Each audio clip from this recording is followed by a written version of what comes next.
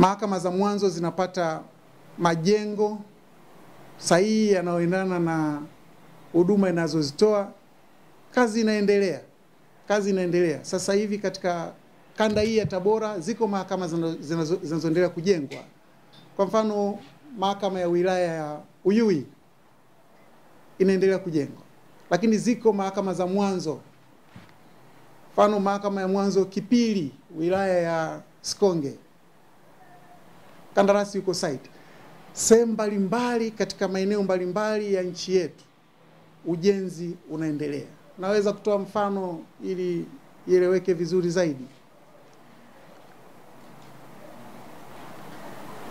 Katika mikoa yote, kwa mfano katika nchi yetu ambako hakuna vituo vya mahakama kuu, sasa hivi ujenzi wa mahakama kuu unaendelea. Katavi, Mpanda pale, kituo jumuishi kinajengwa.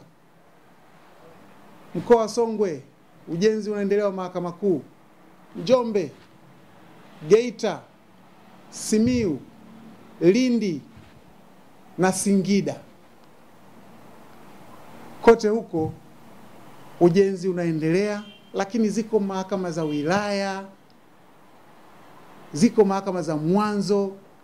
Miradi mingi inaendelea kwa wakati mmoja sasa hivi, na hizi ni juhudi kubwa za serikali ambazo mimi kwa dhati kabisa nitumie fursa hii kushukuru. Lakini bado kazi ya ujenzi wa mahakama na miundombinu yake, hususan kwa mahakama za mwanzo, ni kubwa. Tuna kata zaidi ya 3500 katika nchi yetu na hatujazifikia idadi kubwa ya kata hizo. Kwa hiyo tunayo kazi kubwa ya kufanya kuhakikisha kwamba mahakama inasogeza huduma zake kwa wananchi. Kwa mfano, katika wilaya ya Sikonge, umbali kutoka Sikonge mjini mpaka Kipili ni karibu kilomita zinazokaribia 400. Kama uweki mahakama ya mwanzo Kipili, maanake mwananchi anayetafuta haki atatembea umbali mrefu, na pengine anaweza kukata tamaa akaona basi ngoja nimwachie Mungu tu. Lakini kadri tunavyosogeza huduma zetu, wananchi wataweza kuzitumia na hivyo kunufaika.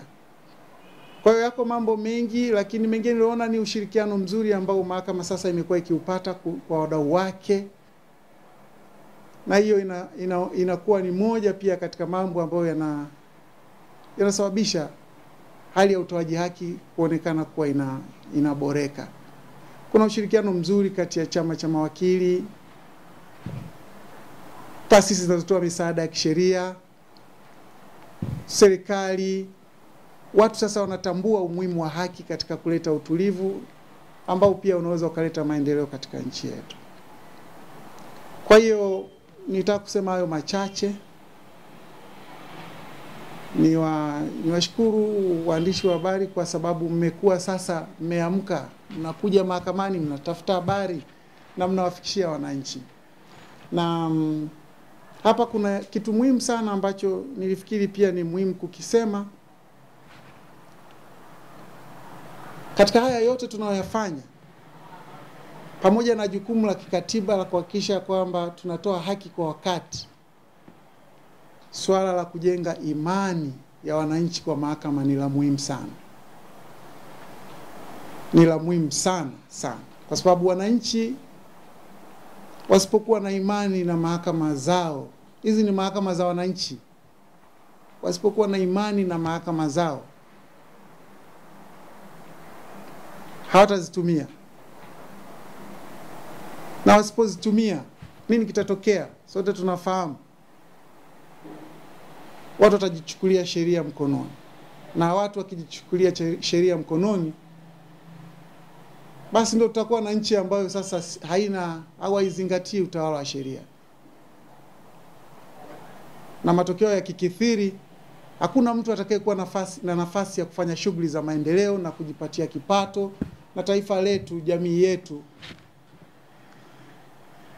ikaendelea kuimarika. Kwa hiyo kuna umuhimu sana kwa sote pamoja kushirikiana kujenga imani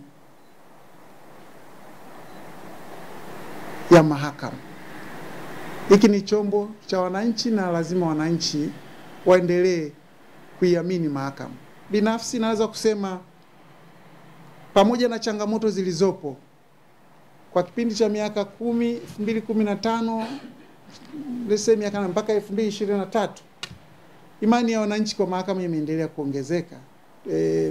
Taasisi huru ya Repoa iliwahi kufanya utafiti kwa kipindi cha 2015, hali ya kuridhika ya wananchi kuridhika na huduma zinazotolewa na mahakama, ambayo ndio inajenga imani, ilikuwa ni 61%.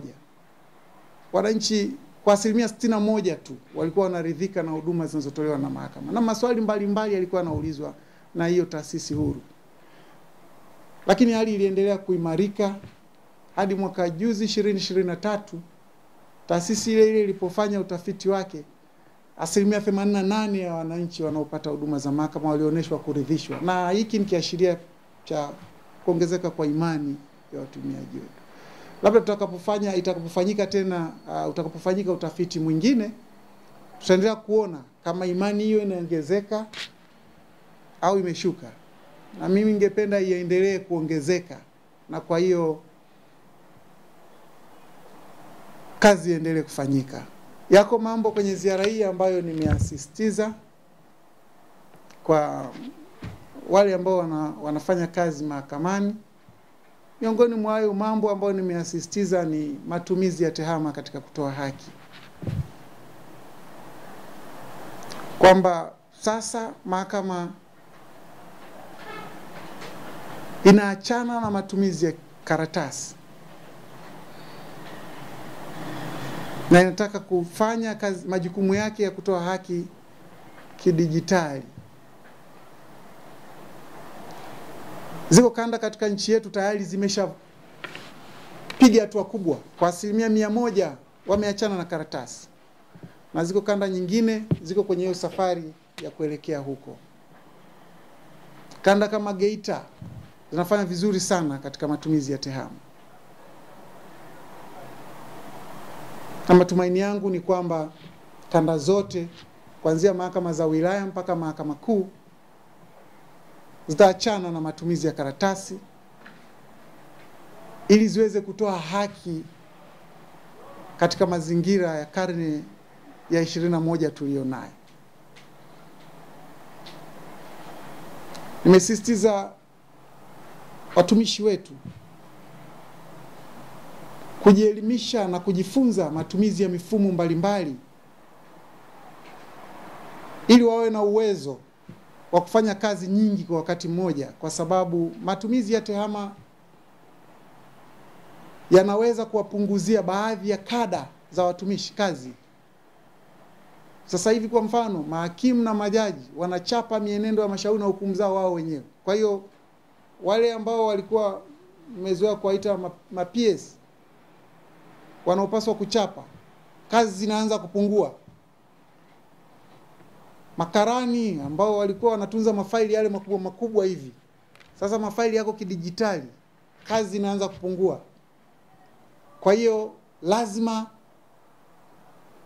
wajielimishe kuhusu mifumo, kwa sababu sasa mifumo ndio inayofanya kazi, lakini mifumo hii lazima isaidiwe na binadamu.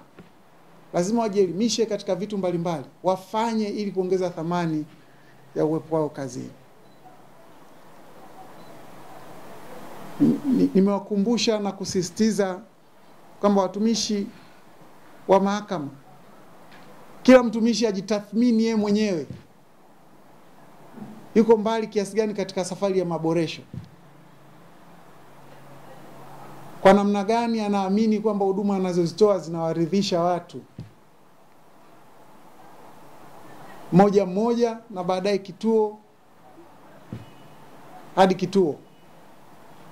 Safari ya maboresho inaendelea. Kwa hiyo ndugu zangu, nataka kusema hayo machache, na kama kutakuwa na maswali basi nitakuwa tayari kuyasikiliza, na washukuru sana.